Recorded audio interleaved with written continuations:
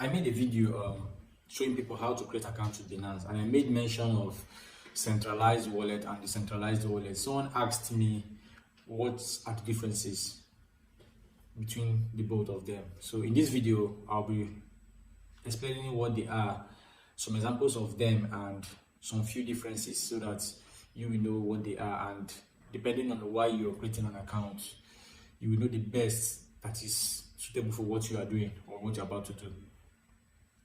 Just like the bank setup where a customer trusts the bank to hold his or her money, the same principle applies to centralized crypto exchange, where a middleman or third party helps conduct transactions.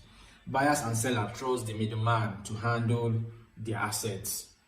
Examples of centralized wallets are wallets like Binance, Luno, Coinbase. These are examples of a centralized exchange.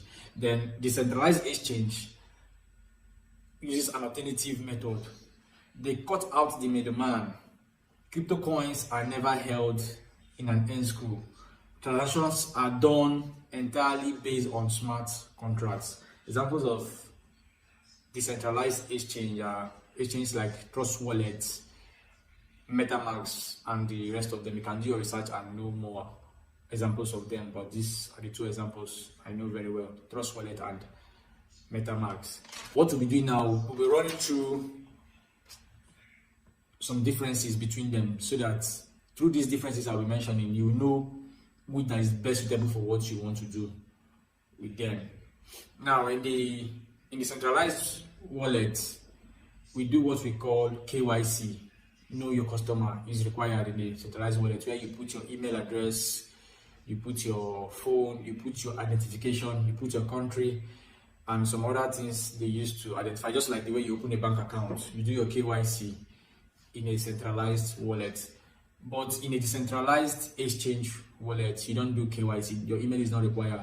All they require is secret keys. Secret keys are like alphabets, about 20, 12, depending on the amount required by the exchange.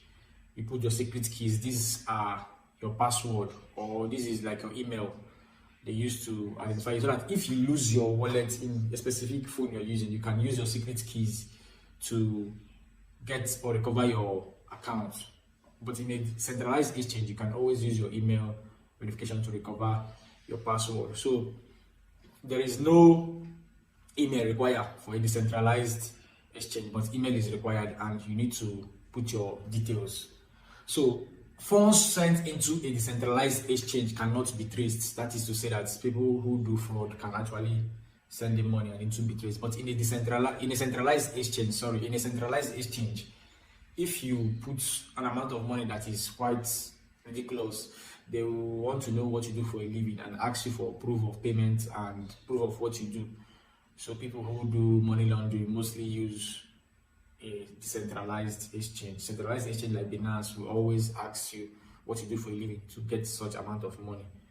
So another difference is people can convert their coins. People can convert their coins in a centralized exchange, but it is not very easy to convert your coins in a decentralized exchange. So people who receive money in a decentralized exchange send it to a centralized exchange to convert them to stable coin, because you might receive a coin in Ethereum or Ethereum or Bitcoin, and you don't want it to appreciate or depreciate. You want to put it in a stable coin like USDT or USDC. You want to change it to a stable coin so that the value will remain in dollar.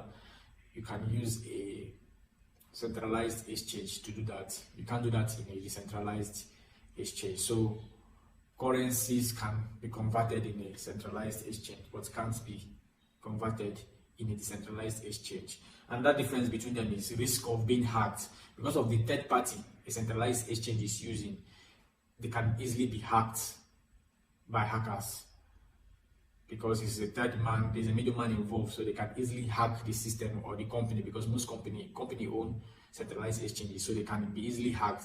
But in a decentralized exchange, you send directly to users, so there is no room for hacking, unlike the centralized exchange. So these are the few differences between them, and I believe you've known the differences between them. So depending on why you're creating an account, you should know the one that will suit best for what you want to do, and you've known the differences. So if you know any difference I didn't mention, you can give them in the comment section so that people who are reading can also learn from there. These are the ones I know, and these are the ones I've said. So if you find value with this content, you can subscribe and share these values so that more people get to it. So until next time, I wish you good luck and good trading.